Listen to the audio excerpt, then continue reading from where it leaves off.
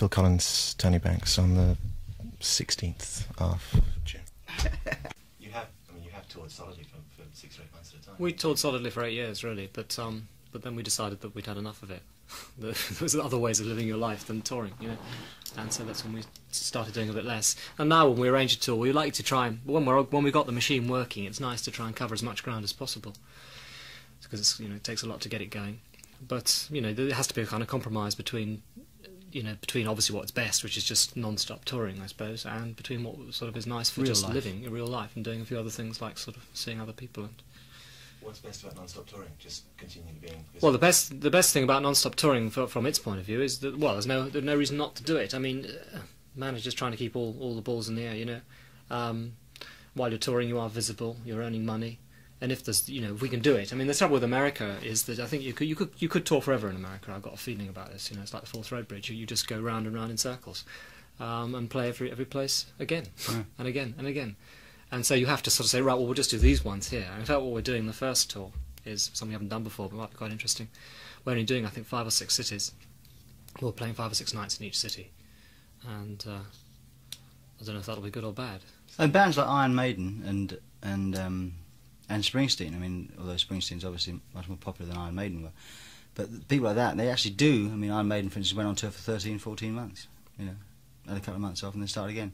And that's the way Peter Frampton did it with, you know, Frampton Comes Alive, that album, which I think, in a way, back in 77, 78, prompted us to think maybe this is the only way we're ever going to do it, you know, to crack America, is to dote all these places that you don't really want to, not want to go to, but, well, no, I suppose you don't really want to go to them. Hedging my bets there, but it's going to Australia, isn't it? It's not going to America. You know, playing all those places and actually getting out and being seen by the people. I mean, that is a way of breaking an act in America, I suppose. Do they need to see you live to sort of get hold of the new material? I don't think you need to at all, but I think it's nice. We've always had, I think, a good reputation as a live act, and it used to be probably rather better than our reputation as a studio thing. And we used to find we used to play a place and we'd be more popular, so we've never played Australia. And because Australia is, you know, from the group's point of view, isn't still, you know, an area we've got to crack really to any degree. And I think going down there will help a lot, because I think it's, you know, I think the live show is, well, live show is special. I hope, you know, people seem to like it. Yeah. Over the years, people seem to like we've always been known as definitely a live act.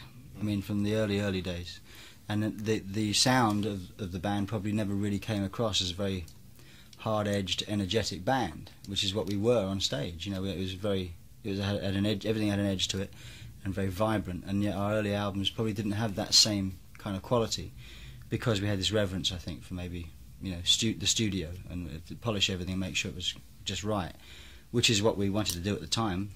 But I think we just got more of a reputation. You know, people used to enjoy us live, maybe more than records. Well, I can't speak not having seen you, but I've heard a couple of heard one of the live LPs, the album. And Well, seen the odd video, and you seem to carry an awful lot of gear around and make a loud noise. Yeah, the gear that we tend to sort of, it's not a blanket. You can't actually say about us that we've always done big shows. I mean, we in 1978 we actually did we had a tour which we called the Mirror Tour, which we had a lot of these mirrors above the stage to reflect light, so you get angles of light, and that was an interesting idea. But after that, it was so much gear. I mean, you were meeting people on backstage that you didn't even know, and they're on your crew, you know, and there was 12 trucks and things like that, and we just felt that we wanted to cut back and suddenly see the whites of their eyes again, you know. So we did a small theatre tour of England, which is about 40 dates, in fact. And then the next time we went out, you know, we did something different. So we're always doing something different. I mean, the idea of us being a mega pump band, you know, which is I suppose a lot of people that don't know anything about the band have this impression that oh yeah, that's big, that's all. You know, we're quite a sort of a down home band, you know, much more so than people think, I think. It's just the three of you, isn't it? Well, on stage we have two additions. We have the drummer Chester Thompson and guitarist Daryl Sturmer, who've been playing with us since 1978. And Chester, yeah, before that. But I mean, the reason why you have I mean, you know, our show, I suppose, we got used to playing sort of bigger places in America, and quite honestly, you know, there's no doubt you have to put on quite a show in those places in order to sort of, people can't see your faces or anything. Some people are about a quarter of a mile away, so you've got to really we try and make the whole stage kind of reflect the emotion we're trying to get across with the music and what we would do individually if you could actually see us, you know. You said you're going to do 5 or 6 dates in one city. Does that mean you'll be playing slightly smaller places, right? Not. No, that'll be the big places. Only the big places. I'm afraid so. Lots and lots of big places. Well, in America, well, in Australia, it's different because you know there aren't the same kind of size stadiums unless you go to a football stadium. In America, they have these arenas, you know, which are 16,000, between 10, 12, up to 20, 22, some of the bigger ones. Yeah. And really, they're not, obviously they're not tailor-made for music, but considering you have to play to that many people, they can feel quite intimate. I mean, we get used to playing them, but you know, that can. I mean, a lot of bands go in there, and you feel like it's just a very, you know, cold atmosphere. And a lot of people don't like going to some of these places because of the atmosphere and because the sounds are bad. But we've always had a great reputation for sort of taking care of all that area of the business. We're getting a good sound, and with that many people in one place, if they're really into it. I mean, I remember going to see a Bad Company show years and years ago in Dallas, and out of 15,000 people that were there, 5,000 people were there to pick up girls, and the other 5,000 were in the toilet throwing up because they're taking too many drugs and drunk too much. And the other 5,000 people actually listened to the music. Whereas at one of our shows, I think you get far more percentage throwing up. Toilets. Inevitable, that wasn't it? It was as she walked into it. Right. The old ones are always the best. Yeah. I was actually going to ask you whether you'd seen bands in that sort of environment, whether you actually got. Yeah, I almost gave up when I saw one group who can remain nameless, I think, but in Dallas and St. But they weren't back there. It was. I must admit, I just thought it was the most tasteless and awful thing I'd ever seen, and the sound was terrible, and I came away really depressed. I thought, Christ, we're like that, you know, because I thought, you know, there's no particular reason why we shouldn't be. You know, people could see us like that. Put it like that. You could see the effects as being irrelevant, and you could see the music could sound that bad. I've no idea really. I mean, you just don't know. Because I'm behind there and all the stuff, it sounds great on stage where I am, you know, but I'm controlling my own sound, you know, I've no idea what's happening up front. But I felt bad. I mean, we do listen to tapes and things and try and sort of see if it's... I think it depends on how much care you take. We spend a lot of time preparing, you know, I mean, the production rehearsals and things. And we have a sound engineer that's worked with us since 1973, 74. And so he knows the band backwards. He knows he knows where we're coming from, apart from anything else, and what we want to do with the music, and how, you know, the bias. Some groups are biased towards guitar, some groups are biased towards keyboards. So I mean, you know, he knows sort of the area of music that we want to, the area of sound that we want to cover, and our lighting guy has also been with us that long. So really, we're surrounded by people that, even though some of the crew members, I mean, even our own crew, in fact, have been with us for years. So it's, you know, we take a lot of care about it, and I think that some bands don't. I think, you know, touring is a good excuse to go and have a good time, and, you know, fool some of the people some of the time. You know. Do you make money out of touring? Because if you take care of the production values, then obviously it's going to cost you a bit more. Yes, yes, we do make money, but then it takes a long time to do it, I suppose. But I mean, that's, you know, we kind of reinvest a lot of the money in it. When we were touring last year in America, and, you know, we were 3/4 of the way through the tour when we finally paid for the costs of the tour. But I mean, you know, it's kind of also, it's obviously promotion for the records and everything, I suppose, you know. But, you know, you can make money. I mean, if that's what you're doing it for, I suppose, really.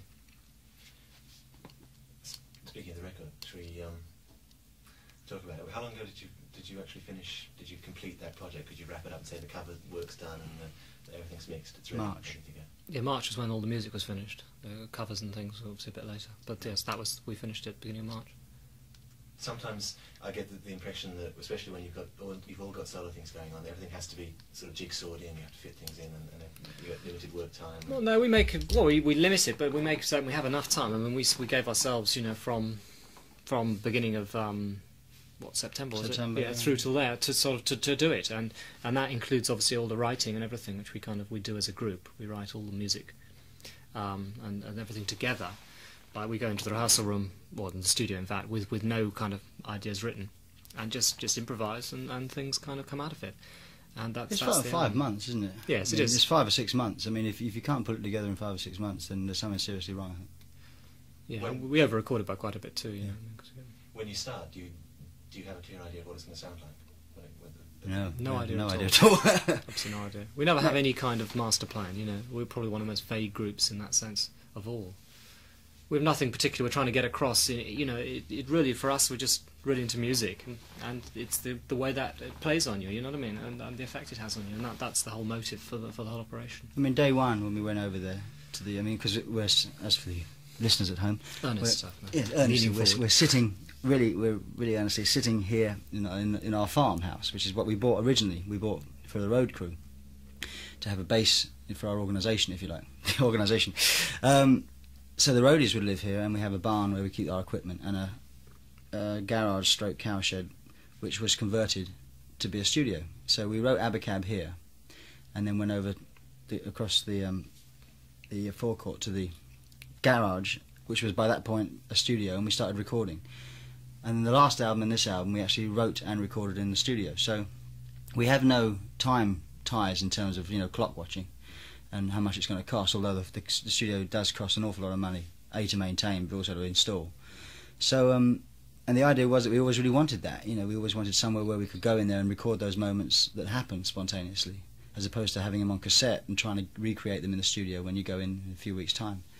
So it's an ideal situation for us, and we come in there day one without any music written at all. I mean, we may have a few things up our sleeves to pull out if it all dries up, but basically we just go in there and turn everything on and just sort of get a rhythm going, get a few chords happening, and then follow your nose really after that. Does it help having... Isn't it as easy as that? You sort of... Oh, yes, it is. The way you said something, I can't remember what it was. Does it help having played together for so long? I think, well, yes. I think that the easy thing is that the best thing about we're not self-conscious with each other at all, and obviously we have mutual respect. So, you can play anything, and it can be very wild, and you can make lots of funny noises, or you can play lots of bum notes, and it doesn't matter. Because no one's going to sort of be affected by it in a sense, and that's very useful. Also, we just have great sympathy with each other, I suppose, musically. I mean, we know sort of how to sort of take the right role in any given situation. I mean, if Mike is suddenly sort of like, it seems to be heavy on a sort of chord riff or something, I mean, there's no point me trying to play chords on top of him, I've got to play lead stuff, and vice versa, and we chop and change quite well, and, everything sort of fits in. It's just, we do find it very easy to work with each other, and I get a lot of pleasure out of it, Do you still surprise each other in the studio with what you come up with, what you play? Sure. Well, I think that's really why there is an album at the end of it. Because if we didn't surprise each other, we just say, "Listen, we've done this before. Let's not bother." So really, the result, the album that we bring out, is the result of the surprises that we actually do like. I mean, there's some things that you think, well, even though that might be happening, it sort of falls by the wayside over the course of the album. And you never push it. Some ideas you really want to try and sort of make sure that something happens to it, but things do tend to sort of take their own course a bit. If you're working on something solo or something away from the band, you sometimes think that would be really nice, but not quite here. I'll just file that away and save it for the next Genesis record. No, it's funny. Everyone asks this question, but I don't think it doesn't seem to apply. I think that in the days, obviously nowadays, when we're writing mainly in the studio, virtually everything is written there. Then it doesn't apply. But even when we used to have individual albums and individual songs on the albums and things to a greater extent, I think you tended to be the next project, whatever was current. You'd use it for that. Kind of particular slant that a piece can take. If you've got a good little germ of an idea that is good, it can go so many different directions. And if they happen to be without that next week working with a sort of like an old blues singer or something, you probably would it would just go that direction. I think it's not often. I don't think things get sort of really shelved. So having the people in the environment that and working on material together is what makes a Genesis record. It's not a matter of thinking about how the song should be or whether it should be jazzy or rocky or... No, I mean, we don't think too much about anything when we're doing it. All right, well, if you don't think too much about anything, what happens when it comes to writing the words down? Because the words you can't do. I wouldn't have thought you can't hum you can hum. Well, I tell you, the way I'd like to think that the lyrics came about. I mean, I think on the last two albums, it's obviously before the last two albums, it's less possible to think of it like this, but because I mean, whenever I don't know whether this is infringing on my own thing as well, but whenever I sing something, and if you sing something spontaneously and it makes sense, even albeit vague sense, then I think it's good to try and use it. And I think the way we've written the last two albums with using drum machines on the early stages has freed me to sing, so there's a voice there. And I think sometimes you can hang on two chords for a lot longer with a voice doing something than you could do without a voice.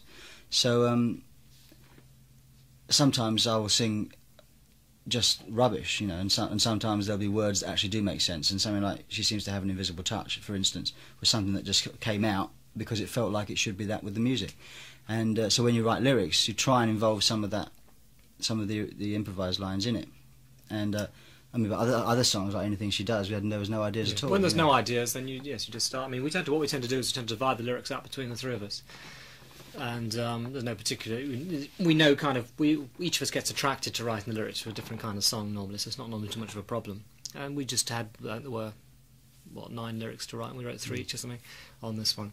Yeah. And that's how we normally do it. Which is which? Can you divide Well, now you have to guess. This is whose baby it is. no, it's well, we could say Mike only wrote 2 actually. in the album, went on the album because the ones that yes, well, he was ill, or he was in America, or what was he doing? I don't know. We'll have to find out why he didn't actually do more. No, I think you Well, and I I did. You and I did either 3 or 4. I mean, I did In Too Deep, Tonight, Invisible Touch, And also one of the ones that's not. and on, one of the ones that's not on the album, which will probably come out later, which is called I'd Rather Be You. Yeah, What is it? B-side or? Probably no, something. it might like be an that. A-side, that I think. Might it? Well, it's a snappy little tune, isn't it? That's a snappy Come little along, tune, snap- but we tap- just don't tap know. your toes, you know. And then he wrote. I wrote lyric. Listen, we're talking about lyrics here, obviously. What I wrote, Anything She Does, and also In the Glow of the Night and The Last Domino, which kind of form a thing, but they are really 2 songs, I suppose. I wrote another one too, didn't I? Yes. Oh, Feeding the Fire again, Feeding which the is Fire, not on the yeah. album. So that's it. That's 4 basically. And Mike wrote Land of Confusion and Throwing It All Away. And I think That was it. that was it. And there are 2. Mr. Instrumental wrote 2. Right. One of which is on the album, and one of which, unfortunately, got not on the album. There's not enough time on records, you see. There's only 45 minutes at the most. And Yes, the sooner when it's just compact discs, it will be nicer. Then one can fit all because we tend to seem to naturally always aim for about an hour of writing the music. Actually, and it'd be nice to have had all these songs on because they also they're good. they all serve different purposes. I mean, we're not a band that sort of just does one sort of thing. I mean, if you sort of some bands you sort of kind of know what kind of area they're going to be in, and I think we've always scanned those areas. And sometimes the songs that don't make it on the album just don't make it literally just because of time, not because of quality. Really. You can't finish them. Yeah, we've finished. Yeah, they're all done. done. They're all They're all finished. finished. They're all finished recorded. It's not going to go on. Yeah. Oh yeah, we've got three because until the end, songs we don't really know what's going to go on or not. I mean, One of which is- sometimes you have a really strong feeling about a song, and it actually lets you down at the last minute, or it lets you down in the mix, or something just doesn't happen about it, and yet all the way through the rehearsal, 4 months before it, you thought this was going to be a killer. And sometimes the reverse happens, something that you thought was pretty average, or not average because it wouldn't have got that far if it had been thought of as average, but something that excites us all less. Suddenly, with a good mix, suddenly it sort of takes on a different light, and so you really never know until you finish the whole thing. But in this particular case, the 3 tracks we left off, I don't feel we particularly wanted to leave them off at all. I mean, they weren't like they were weaker. Particularly one of them was an instrumental piece, which I think it was. We decided we could only have one instrumental track on the album, but the other instrumental piece, I know it's a lot of people's favourites who had the whole album. They thought that was their favourite thing. They said, "What tracks are you leaving off?" And I said, "Oh no!" But that's the way it goes, really. And that's our telephone. Okay, we just make sure this thing's happening again. Yes. Right. So that cough's the same cough. As Same cough. Yeah. I don't cough. How, I don't smoke. how do you settle on a producer? I mean, you've worked with Patchen a couple of albums now. Is it sheer comfort and knowing him the way you know the rest of your people in your organisation? Well, I think that obviously the person has to be part of the unit, and apart from anything else, it has to be, especially in the way we were writing the last 2 records. It has to be able to blend in and us not to feel self-conscious by his presence, And I think with Hugh, it's possible because he knows the way we work now too. He's just the 3rd album he's done with us, and he knows he's supposed to be a fly on the wall sometimes, because.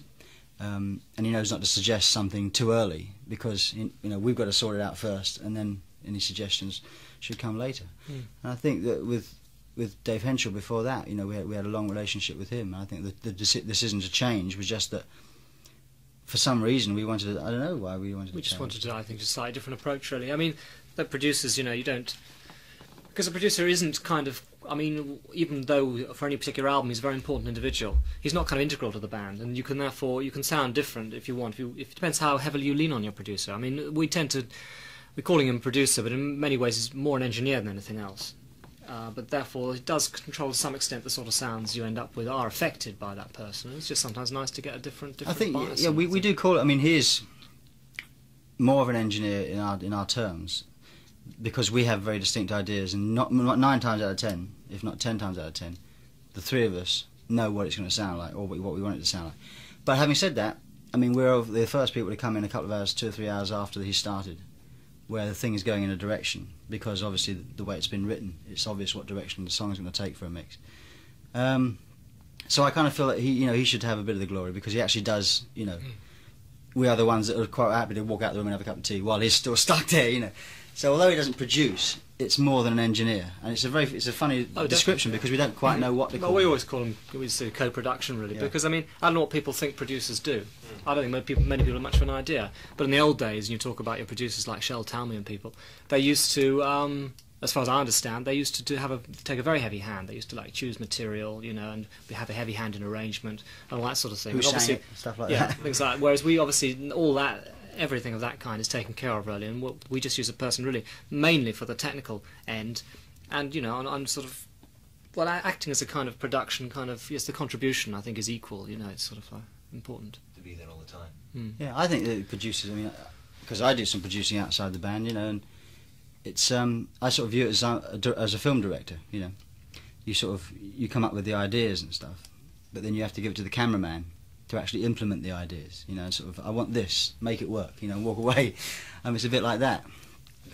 Was that the way Hugh works for you? Well, that's how we work with Hugh a bit more, actually. But on the other hand, you see, the thing is, what happens is that because the way the songs sort of evolve over the whole period, I think by the end it's almost pretty much totally clear what we're going to end up with, what we want to end up with. And obviously there are moments in there which enhancing moments, in a particular kind of choice of which echo you're going to use, or how long the delay should be, or something.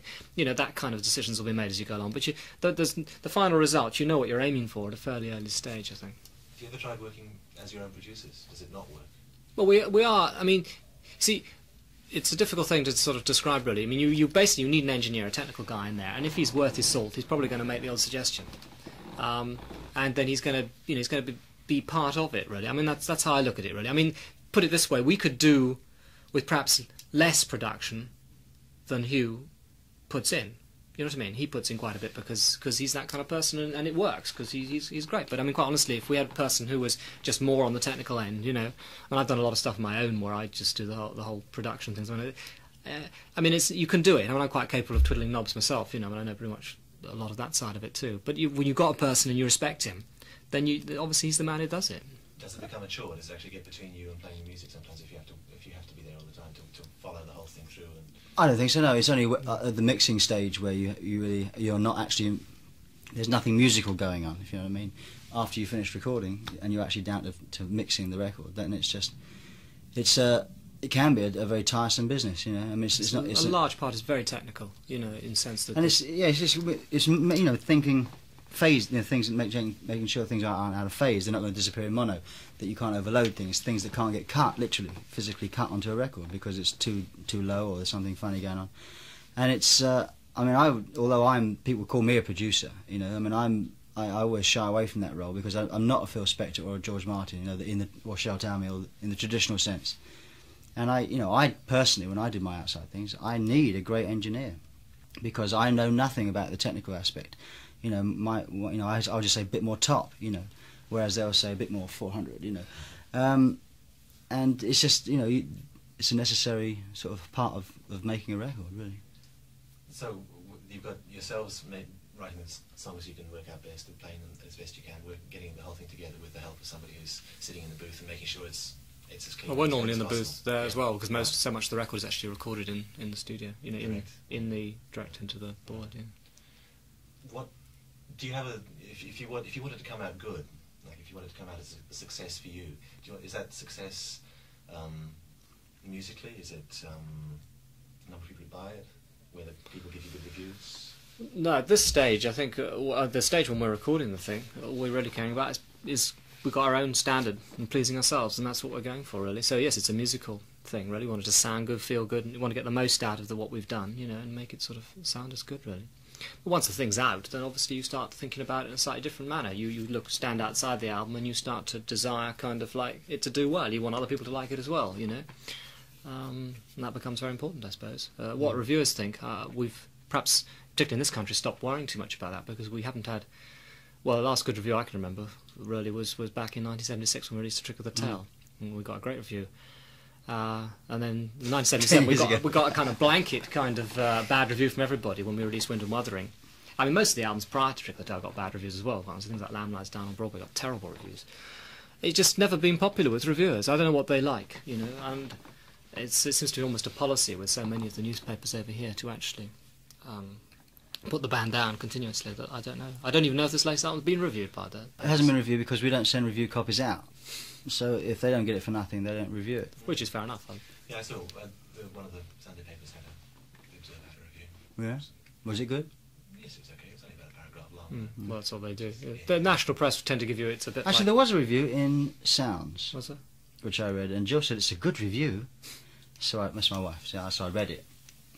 And I came down. I was in the bathroom at the time. I came down. I said, "That's not a good review." She said, "Well, it's not as bad as it could have been."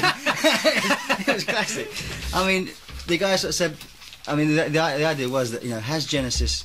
You'd have thought that Genesis by now would be able to sort of release an album without everybody thinking of the old Genesis, which is quite true, really. I mean, I've been a singer in the band for 12 years, you know. I mean, it's not like that people think the old Genesis is being with Pete. And it went on. Anyway, it said at the end, it then got a bit scathing about something. Sure, we get stuck in the mire somewhere, you know, all that kind of stuff. And at the end, it actually sort of turned out, but they, you know, full marks for trying, that kind of thing.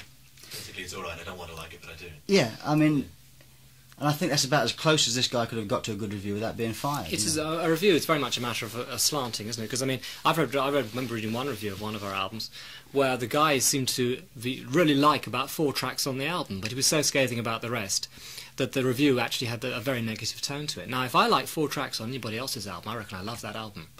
There aren't many albums I can listen to all the way through and enjoy, you know. And 4 out yeah, I of mean, this Kate 10 Bush tracks. album, for instance, that you've been raving Yeah. about. I mean, I got a tape of it the other day because I hadn't really heard it properly, and I've still only heard the first 2 tracks, and I love the first 2 tracks. And as far as I'm concerned, it's a great album Yeah, right. because that set the feel for the album for me. And yet, you know, I mean, I remember going up to Melody Maker and places like that in the old days when you used to go up there for an interview with Chris Welch or something and go out for a beer and come back, and you'd see this little record player in the corner with a pile of records.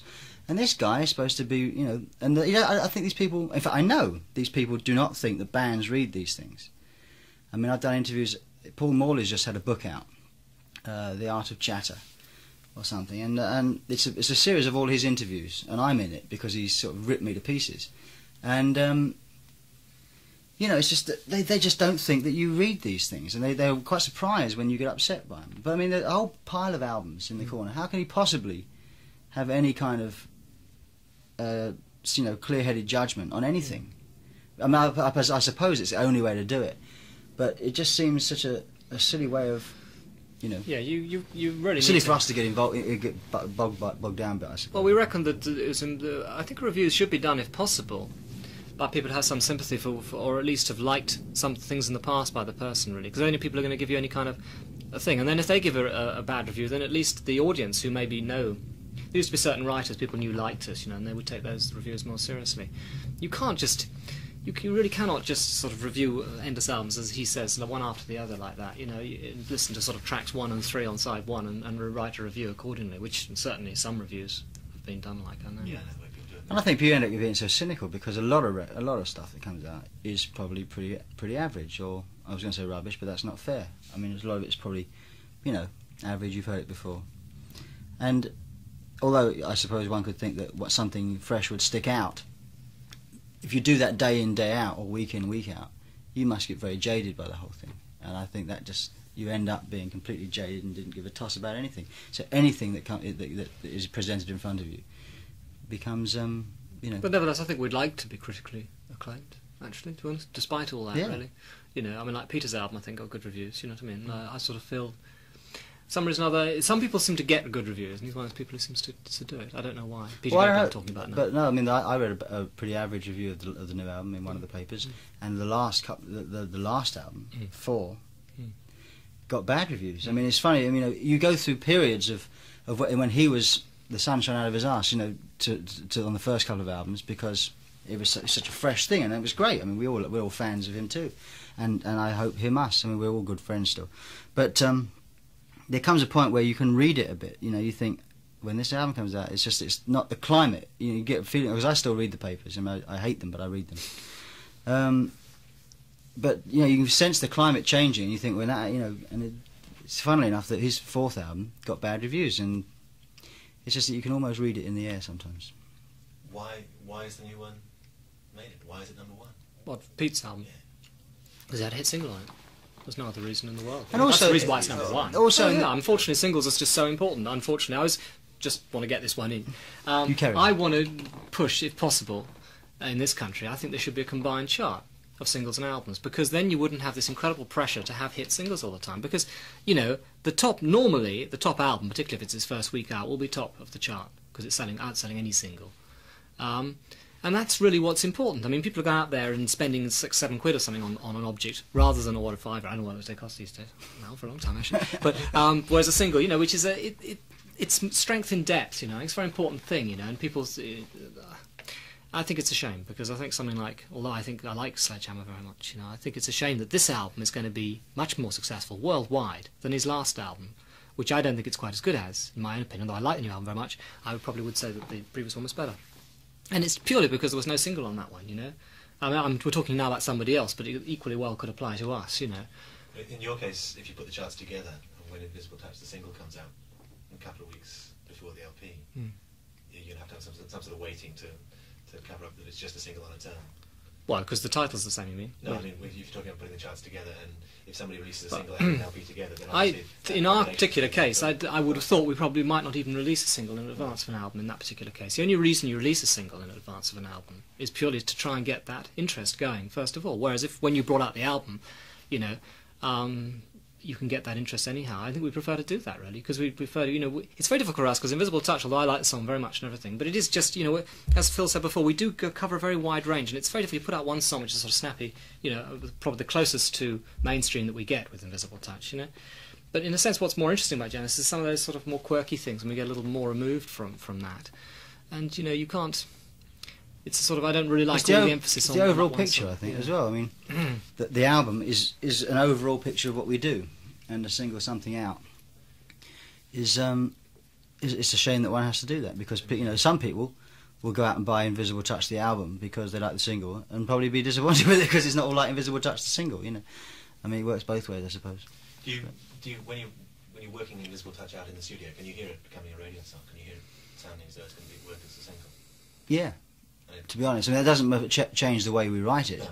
But I think when we first hit on the riff and that vocal line, I think we all felt that in fact, you know, the bit was called Invisible Touch long before we had the sort of song finished. I mean, it's just we get a feeling for some things, and some things are destined to be album tracks because they're going to be more, you know, they're going to be less direct. So, is there another single on the LP? Depends who you talk to. The Americans seem to think there are lots and lots of singles. The ballads? Well, there's one ballad, which I suppose is got single potential at some Well, if you stage. call Throwing It All Away a ballad as well, I suppose that's it. Yeah. Actually, Well, that's the one that would stand out to me. But I don't know really we like to. The thing is, there's a terrible tendency for each country to sort of think to all go with the same singles. You know, I mean, I think it's very bad that everybody went with Invisible Touch on this one, for example, because I don't think it's actually quite so good for some countries as others. It proved probably not to be quite so good for England, for example, in fact. And the next single, I think, will depend very much. I think in England, you know, we might well go with Tonight, Tonight, Tonight, which is, you know, something we'd like to go with, I think, quite a lot. But I think it would be wrong to do that in America, myself. But then who knows what will happen? You know, because it's just different. The public's different emphasis, I think. You know, I don't think you're going to put, when we released Mama, for example, in England, over here, it was a big hit in England, you know, top 3 song. In America, it didn't make the top 70, I don't think. No. It was a miss. You got very good reviews for it, didn't you? We got good reviews for the album. For that song, for having the sort of courage to release Mama as a new Genesis direction, putting R&B. Yeah, I thought it did better than that, but maybe it didn't. No, it didn't. It was disappointing. That's always a big hit. That's all was the hit. Some songs you can definitely read. I mean, I always think that ballads in America are surefires. You know, I mean, that's... I mean... this is a man with experience of ballads in America. Ballads in America. But I mean, having said that, I don't think that's... It's a negative thing. I just think it's a kind of I call it a cheap shot. I mean, I don't write ballads on my own. I don't write ballads to be hits. I just write songs because I happen to like slow songs. And there's, you know, I write slow songs, I write fast songs, but they tend to release slow songs because, you know, they seem to be surefire hits. I mean, just if you release a ballad in America, it would much more chance of doing well than something with a bit of pace.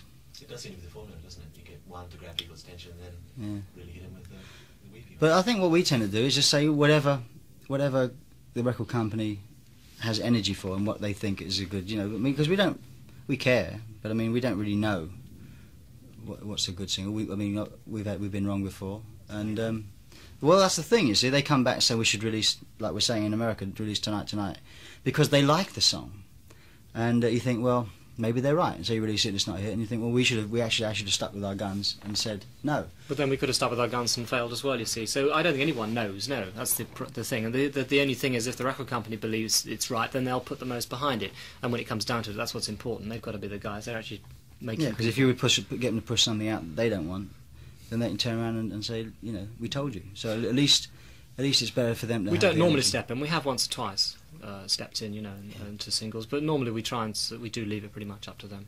But this time you might actually have a song that's not on the LP. It might be a single. Oh, later on that will be. Well, we've done that before. We had Paper Late, which was a single, which was released not on an album. I mean, you know, we always have spare songs. I'd say this is the first time though I think we've really felt that the songs we've left off are definitely up there with the ones we've left on. You know, we had a lot of trouble. I mean, at the moment in America, Invisible Touch, the album has yet to, you know, we'll get our first position this week, in fact. But it's supposed to be very, very high, the position, I mean, by the sales and activity on it. But the single is like 17, so that's about fourth week. So that looks like someone made the right decision in America. Yes, because that's good in America. I mean, it's fourth week in 17. 17, fourth week. But here it's, you know, it went in high and then moved up slowly, and it's 16, and this week it was 15. So chances are he won't see the top 10. And it's peculiar because I think that record is an obvious single, and it amazes me that you can actually have an obvious single and it not be a hit, you know. I think though people do wait for the album. I mean, you know, I could say we suffer from it, but I don't think it's suffering, very bad suffering. But the point is that the album, you know, that the sale on the album is this first week is supposed to be pretty amazing. I mean, you know, like I suppose we're selling more than all the other records put together in the chart, you know. So I mean, you can't complain about that, but that's what people do. You play the single out and they say, "Oh, I'm not buying it," because we have a reputation for strength in depth, I suppose, in this country, so that people will say, "Well, you know, I like that song, it's great, but you know, I'd rather spend a quid somewhere else." Particularly when you consider what else is around. I mean, you know, if people's pockets are being stretched a bit, because obviously we share an audience a bit with Peter, and also Mike and the Mechanics, who are doing quite well, you know, so. These things are all sort of pulls, and I think a person say, well, rather than buying the Genesis single as well as the Genesis album, I'll wait a couple of weeks and I'll buy the Peter Gabriel album or something. Which really has to be a compliment, because they're saying they've got faith in you and the album being worth. Well, that's the thing, yes. I think that's one of the things that we've had considerably, you know, for quite a long time now. The sort of the faith from an audience. I mean, just sort of the trust, if you like, that we've always had an audience. I mean, a lot of people think that we've sort of split up a couple of times, come back together again, and all that kind of stuff. I mean, we've always sort of been there, and people are very surprised to hear that the last album did better than the one before that. You know, I mean, it's still on an incline, and the popularity in terms of ticket sales and record sales, and I'm talking about America and England, and I know in Europe it tends to sort of fluctuate more. Well, it goes up and down a bit with each album, but the thing, if you take all the world sales together, that each album does better than its predecessor, and I mean that's gratifying. I mean, it's not really what. It's a sort of byproduct of how it's worked out, really, because we you know, as far as we're concerned, we take the same approach on every album. We're just putting out music that we like. Maybe we're getting better at it, or maybe we've just, what I think it is that people are getting acclimatised to us. That if we put out Invisible Touch back in 1971, people would have said it was really weird. But because people have kind of gone through all the things we've been going through, they find it much more acceptable. I mean, a song like Tonight, Tonight, Tonight would have sounded really strange, you know, as strange as Supper's Ready did in its day. Do you think that Phil's solo success brings new people into possibly listening to the band? It'll certainly make new people listen to it. What they'll, you know, beyond that, I don't know how much further it takes. I think it's bound to help to a degree. Probably hinders a bit as well. Tell him what you told me. What did I tell you? Oh yes, lovely, in Australia. Oh, in Australia. Well, we must let you know Australia. No, apparently I was doing an interview with a guy today, and he said that on TV this this girl, I don't know whether she was an announcer or whatever it was, but they were doing an interview about Genesis or something, and she described Genesis as Phil Collins' new band. Well, I think that's fantastic, you know, I must admit. We call lots of things, but never that. So anyhow, there you go. So Phil Collins' new band. It's only 20 years old, this band. Very embarrassed, but I hate being singled out. If we're talking about band thing, you know, I think we always sort of, we're here to do that, you know. So it's always embarrassing when you hear about something like that, because it always looks like I wanted it like that or something, you know. It's a bit embarrassing. I think that one's over the top. It doesn't really matter. Yeah, but right. you know, I think we, you know, it don't. I mean, the truth is that this band, you know, people can hear. I mean, when an album comes out, someone said the other day it sounds more like a Phil Collins album, you know, and I just don't understand that. I mean, to me, I sound very different from the band, and the records are very, very different. The only common denominator is my voice and drumming, but even so, the voice has been there long before I did solo albums and stuff. I mean, I think that I've put a lot more into the band in the last few years because I've had the time to do that. Up until then, there were 3 when I had my family. I was between that and Brand X and all the other things I did. I was never writing songs, so that my contribution was less in the writing area than it is now. So really now it's more. I'm more of a third of the Genesis, as opposed to any kind of way being a dominant member. The 3 of us together, it's very, very democratic and very, very, you know, equal share in everything. I mean, that really makes the band have a reason for being still around, you know, because there are things that we do together that we can't do individually. And it's very interesting, you know, after you've done your solo things, and to any degree of success, the 3 of us do our own things and enjoy doing them. And but when you come back, having done that, and you throw an idea into the middle of the room which you just couldn't go anywhere any farther with, it was just a germ of an idea, and 2 other guys pick the idea up, and suddenly it starts to become something else. I mean, that's very exciting, you know. That's must be the way things happen for you in the studio. Yeah. Sort of throw things into the pool and A bit, but I mean, although there are obviously 1 or 2 ideas around that have been around that get thrown in, a lot of it is spontaneous. You know, it happens at that particular time, and that's probably the most exciting of all in a way, because it seems to come from nowhere. You know, and you kind of suddenly you've got a song at the end of the day. I mean, there's a kind of satisfaction and excitement in that you know that is. Yeah, I mean, really I'm basically generalising, because in fact, I mean, you're almost contradictory. I mean, on the last 2 albums, we have had very little that has been one of those things that you throw an idea. I mean, it's just that, generally speaking, that's one of the reasons why we enjoy working together, because one person, you know, it's just something you don't do on your own. if we actually go to the songs themselves on the LP, is there any continuity, any thread that runs through the lot, or is it just a time and a place, just the last 6 months? Just the last 6 months of what we've read. Yeah. It's almost 3 years since the last LP, isn't it? I guess. Is it that long? That long? Oh, where'd my life go? I don't know, yeah. 18 months for the one before that, and 18 months for the one before that. Oh, you've been doing some homework, so you know better than us. I think versions are printable up with names and places, right? I was just wondering whether that means that maybe the next one, if you can look that far ahead, is because you get involved in 6 months of touring, or 3 lots of 2 months touring, or whatever. Well, when you think the next lot of touring will take us till this time next year, yeah, that's a year. Vum, what was that? That was a year. Then I guess by that point we will all be doing other things again. So it could well be another couple of years before we think about doing an album. I mean, we get together to do an album. We'll be thinking about it, obviously. Is that a good way to work? Is it productive? Well, it's certainly worked for us. It's no real problem. I mean, it's nice, you know. I mean, we just come back together again when the sort of time is right, in a sense. I mean,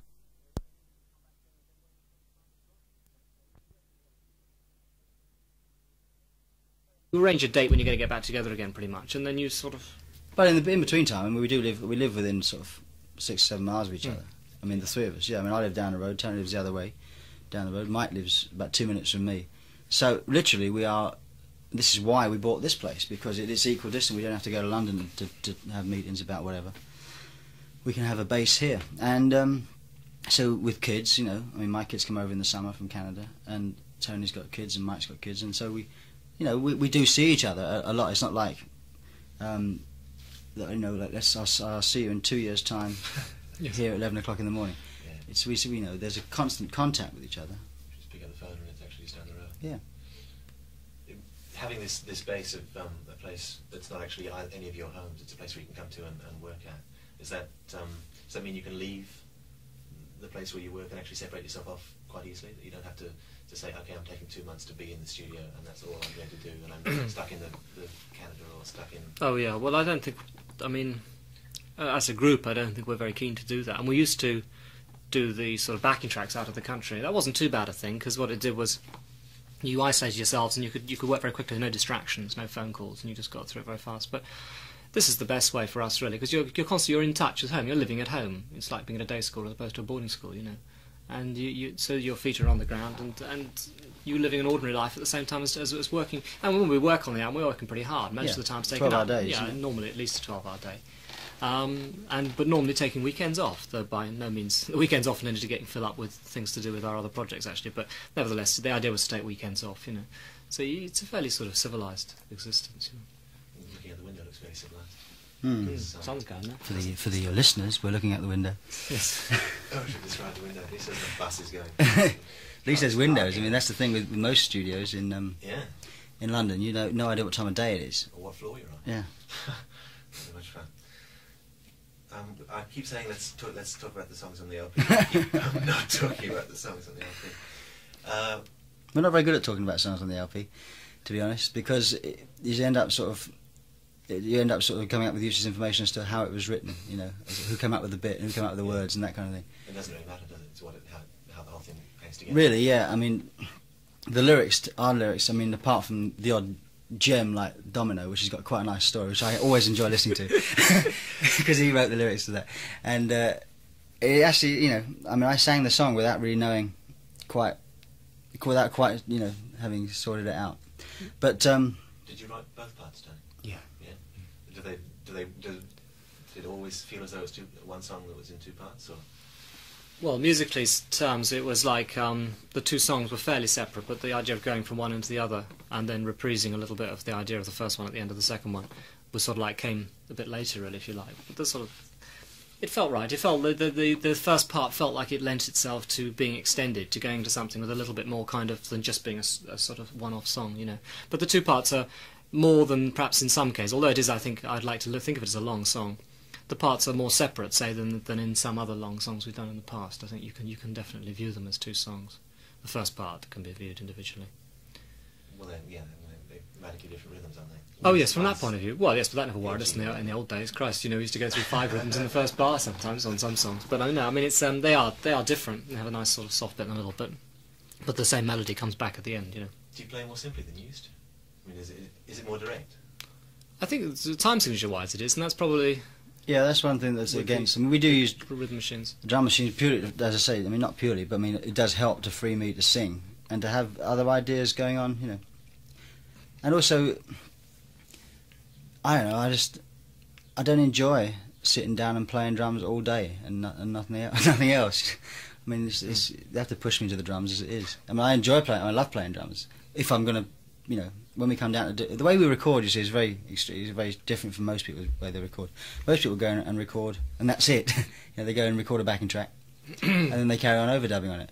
The way we do it is that we go in there and we put a drum machine part down, which is, you know, the rhythm that implies the thing that we want, how we want it to end up. I'll put a guide vocal down because at that point there probably aren't lyrics, and Tony will go and put a guide keyboard part down, and Mike will put a guide guitar or bass part down.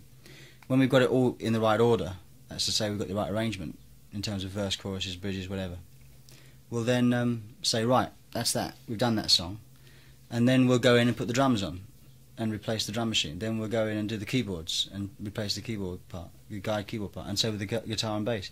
So you end up piece by piece all the time. Now then, I love playing drums, but in terms of sort of all day jamming like we used to, I mean, I can't do it anymore. I don't know whether it's because It's too tired. He gets that tired look actually. There's one piece which is not on the album, but another instrumental, which is very, very fast kind of thing, and he was just sort of sweating after no time at all. He's got too used to playing these very simple kind of like, you know, heavy drum parts, you know. Yeah, right. Can't do any of the subtle stuff anymore. But, So how do you wake him back up again? How do you get back into it? well, you have to sort of, I don't know, how do we say it? How do we do it? I don't know. I Anything mean, difficult we do on the rhythm machine, you know. I think now that you know, the songs have characters, and so whereas before, when in the early days of Genesis, I felt that my drumming was, you know, I wanted to show how good a player I was. Whereas now I'm not bothered so much about that. I just wanted whatever's good for the song. I think that's true with all of us. Although we've never been a technique virtuoso band. I mean, we've always been very much writing the pieces that we've written. I mean, writing the parts that we've written to go with the piece of music to best show the piece of music off, rather than write a song that shows our playing off. You know, whereas a band like Yes, for instance, and Emerson, Lake and Palmer were far more virtuoso in that respect than we were. Maybe there's an explanation there as to why you've continued having people come back to your. I think so. I think we are. Why should they listen to you playing again and again? We are songwriters. Yes, I think we find. I mean, I always find it weird in the early days actually when people refer to me as the keyboard player and start asking me keyboard questions, because I don't really know all that much about. I mean, I happen to play keyboard certainly, and I probably know quite a lot about them now. But in those days, I certainly didn't know much about them, and I was only interested in talking about the songs and writing, because that's what I do primarily. In the early, when we made our very first tape, it was just pure coincidence who played what, really. That was before Phil was with us, but I mean, like, we had, you know, Peter reckoned he was the best drummer, so he played drums, and we had a guitarist, and Mike, who was normally a guitarist, but we didn't have a bass player, so he said he'd play bass, you know, never having played bass before in his life. It sounded like it on that tape too. And I played the keyboards because no one else could. Well, I couldn't do anything else actually. And at that stage, the guitarist reckoned he was going to sing, so he did a bit of singing. And after the thing, I said to him, well, you know, nice lad is, but Pete's got a rather better voice than you. Why don't we let him have a go? You know? And so that happened like that, and it was very arbitrary who ended up playing what. I mean, it could have easily, I could have ended up being on the guitar, I felt, you know. And so that's much less important to me. I mean, I happen to, it's not the instrument I play is keyboards, but I'm definitely a writer first and foremost. To me, when I listen to Genesis albums these days, it really does sound as though you all play off each other an awful lot. It doesn't sound as though here's the keyboard part, here's the guitar part, here's the drum part. They're all in like this. Well, I think that's because of the way we write in the studio. I mean, everything is there. I mean, when we've written a song, everybody knows the kind of thing that we're going to do, and it's obviously written. If Tony, I imagine if Tony hears Mike doing something, that he's going to do something that's not going to get in the way of Mike, you know, and vice versa.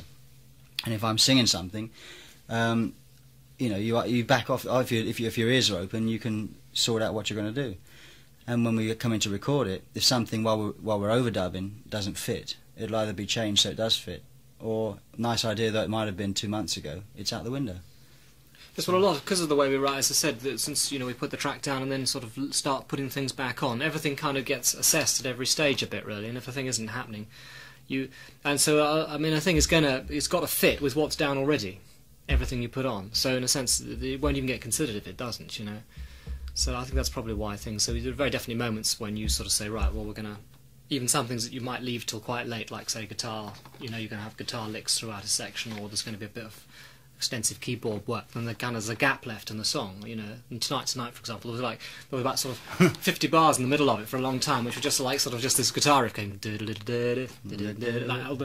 we'd sort of like, you know, everyone else would probably go, what the hell's going on, you know, but we knew what was going to happen. Well, I said, you know, I know I can do something here, boys, and so they trusted me, and I did, and it's sort of, you know, so a lot of it's done like that, you know. The idea, though, in the end, it has to, when you listen to the record, it has to sound like it was all done at once. I mean, pretty much. Obviously, I can see our critics sort of saying, "Well, that's why it sounds like that." But in fact, we make sure that feel is maintained. You know, it's got to, even though we're doing it piece by piece. So instead of the drum part being done a week beforehand, and you stay with that forever, you come back and keep working on it, keep keeping it. Well, the great thing about using the rhythm machines means that the drum part can be perfected to the same degree as everything else. You know, I think that's. Without Phil getting. Well, it means you can drop in. No, you can drop in. You can do anything you like. You can swap around, and you can suddenly sort of use that bit and use that. Yeah, you say I did that verse. I screwed up on the verse. Let's go in and out for that. Whereas in the old days, which used to really frustrate me, and I'm sure thousands of other drummers, that everybody used to go in there, get the sound, and try the backing track, and the drummer's best take is invariably the second or third take. But by the time everybody else had got it right, it was like, I mean, on some songs we had take 26, I mean, probably for false starts and things, but Fountains of Sound Masters, there was a classic take 26 on it, by which time I was probably, you know, I was fed up, bored, you know, I was playing something else that I should have been playing. But having everybody got it right, I was stuck with my part, and then everybody else went and replaced their parts anyway, you know. Well, yes, it wasn't quite as black and white. It's worked the other way, actually, sometimes too, because in fact my best takes tend to be early on, because I tend to get more and more tense, you know what I mean? You start first things. And we used to be, and I mean, you're talking about the very early days. I'm talking about the middle period when we used to go on knowing that we're going to replace possibly we could replace the keyboard and guitar parts. We tended to go on until the drummer got it right. And so I would do earlier take, which I thought I'd done quite well, you know. And then by the time we actually got one, he was like, I mean, mine was just useless, you know. You had to start again. But in a sense, it was easy. You could do that. It was easy enough. We did, in fact, I remember we kept Abacab, which I suppose was sort of right at the end of that sort of era, although we started to use drum machines, haven't we? But we kept it for the keyboard part. And redid the drums to that part. Remember that end section? Yeah, I mean, I say with drum machines, it's very easy to constantly update. That was about the first time we did that, I think. What about the rest of the technology associated with that, the sampling and the storage? So you can play a phrase and use it all the rest of the song or whenever you Well, we will use the tools if we want to. Like, for example, I mean, in The Glow of the Night, there's a kind of guitar riff that goes throughout the thing, which was done on us. We just sampled the riff once and played it throughout the thing. You know. Yeah, we just put it onto I think it was the window we had at that stage, or one of those samples. Or maybe it was the AMS actually, just put it on and then you play it back and it comes back all the time. Sometimes it's useful to that. If you want to get slightly machine-like quality, it's great, but if you don't want the machine-like quality, it's best not to use it.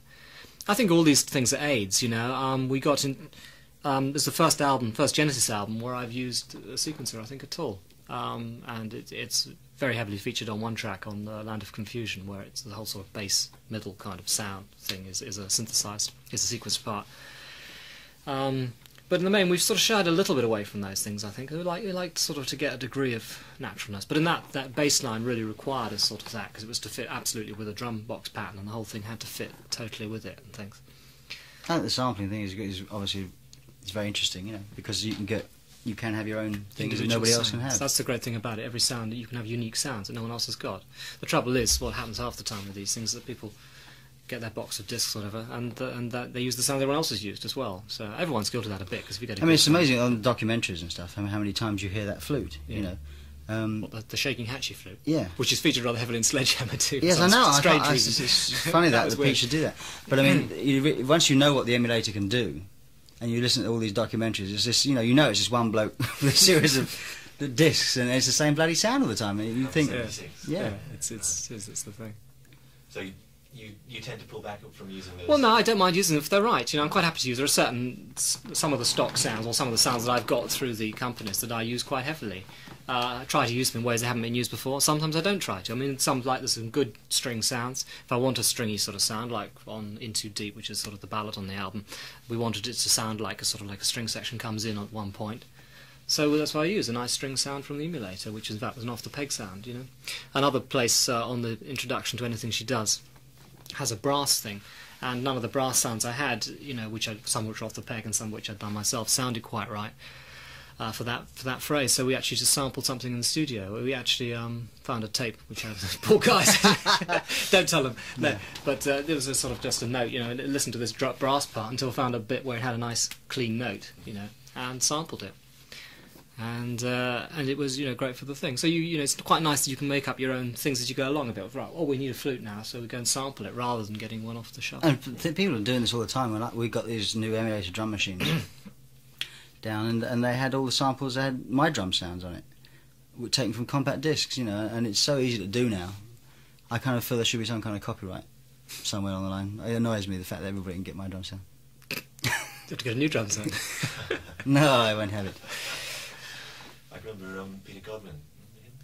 Peter Godwin? No, rings a bell, actually. Singer and keyboard player, I think. But he had a couple of records maybe 3 or 4 years ago that were big in America, and all the people like Mantronics, they've taken one particular song and they've just taken the bass and the drum parts out of it, and they use them, they chop them up, and they modify them. But basically it's exactly the same, and they can all, that's why they mix their records together so neatly. I must admit, when I put the record on, I was thinking I might be going to hear a sort of high-tech Genesis record. I was thinking that you might be, you know, well into scratching and strange things like that. And I think I was quite relieved when it wasn't there. When it still sounded like three people playing with each other. Well, yes. I mean, some of these, you know, some modern techniques are exciting, and others aren't. I mean, to scratching, for example, to me, once you've heard it once, you've heard it 100 times. I mean, there's only so much you can do with something like that. It's like syndromes, you know. It's a very dated thing, and any record using scratching in 5 years' time will sound like, you know, I mean, it really will sound dated, you know. It's the kind of thing that basically at the end of a heavy night, you do anyway. You do, Sort of trying to get the needle of the record. There's people playing around with machines. I mean, you have great fun with these digital editors, you know, and restarting the track all the time. I mean, everyone loves doing that, you know. We did it a couple of times. We do it by mistake sometimes. But you kind of think it seems almost too cheap a shot to put that kind of thing out. I mean, the first time a guy did it, it's probably good, you know. But It's I'm like amazed. the old syndrome. I said, you know. That's right. Did you say always that? weren't listening. Did to you? words. I was listening to every word you said tonight. I must have that particular. Well, are you going to do remixes? I mean, are they going to be 12 inches extended? Well, we had a 12-inch extended mix of Invisible Touch because it seems to be... I think the only thing I object about that a bit is I don't mind if you do it yourself. I don't really like this. We did on that one, get another guy to do it, which is fine. I like that, you see. Well, you quite like other guys having a go at it. I sort of feel one should be kind of involved with it, you know, but... Well, I think that it's... I mean, I had a lot of my songs on my last album done 12 inches. Because, I mean, I kind of like there's this... Sometimes it works great and sometimes it doesn't. I mean, Susudio had a great 12-inch and Easy Lover had a great 12-inch. And some of the other ones weren't quite as good. And there's this one guy that did Our Invisible Touch that did those things. And I think it's just another someone's impression because they have no reverence for the song, which I think is an interesting aspect of looking at it. They just take the bones and they don't know whether you like the chorus better than the verse or whatever. They don't even know what the verse is, probably. They might think the verse is the chorus. But they just take bits and pieces and they just sort of do something different with it. And I find it interesting to listen to. Now, whether it's interesting enough to put out is another thing altogether. But it does get... You know, they're able to play it in clubs if it's a dance tempo, and it's just another sort of thing. Well, people seem to like it. I mean, that's really the test, isn't it? If people want it, then but it is nice to get involved. You don't have to with go out and buy a 12-inch, you know. I mean, 12-inch is obviously going to be one stage removed from the group, but if you like that kind of thing, I mean, 12-inch Invisible Touch is great fun, actually. I mean, you know, it's fun what you can do, you know. But also, I think it'd be quite fun to do them yourself. Something just to try. Well, and get I think getting involved line. actually is the thing, because I know that with a couple of my things that I thought, you know, you had an idea.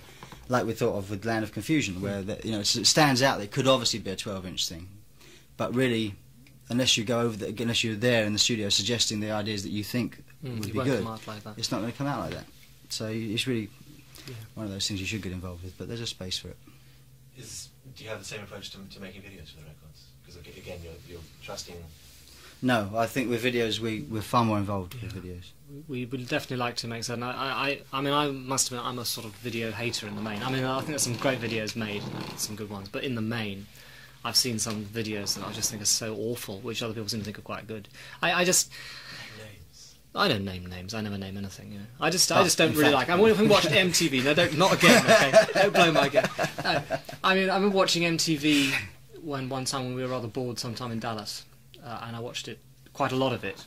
And I watched it a long time. It was at the time. The only thing I liked, and I liked it every time it came on, was the police video for Synchronicity. And everything else on it was just terrible to me. I just kept seeing these things. Either I didn't like the music, or the stuff was bad. And that song used to sort of stand out because it was a great video and a great song. But it's something. I mean, you kind of what I object about it now is you kind of got to do it. You don't do a video because you want to do it. You have to do it because it's a vital tool of promotion, and some people are better at it than others. I mean, I think we can cope with it, but it's not a natural medium for us particularly. It's something we can do, and we can enjoy ourselves doing it though. And having said that, we have to do it. Some of the videos have been great fun to do. I mean, we enjoyed doing the Visible Touch one, which is a very straight, light kind of non-video type thing. Also, things like Illegal Alien off the last album, where we acted it out, and it was great fun to do that as well. So you can enjoy it, but it's funny how now, you know, you can't just be a sort of a singer. You've got to also be sort of attempt to be an actor and everything else. Yes, personality. I mean, you know, I'm very much I'm very much a musician. You know, and everything else I can play at, but I'm no good at it. You know, I can play at it. Hopefully, other people make up for that deficiency in me within the group. How do you approach making a video? Do you send cassettes out to a few people and say? No, we have a director. Well, we have a director that, apart from Illegal Alien and Mama, which were directed by a guy called Stuart Orme, who's an English chap. The other ones from That's All onwards have been directed. My own ones included, and Mike and the Mechanics, have been directed by a guy called Jim Yukich, who was a big, long-time Genesis fan, and which we found an asset. I mean, not because he was a fan of the music, but he was a musician, and he kind of, you know, edited in time, which was a great asset as well.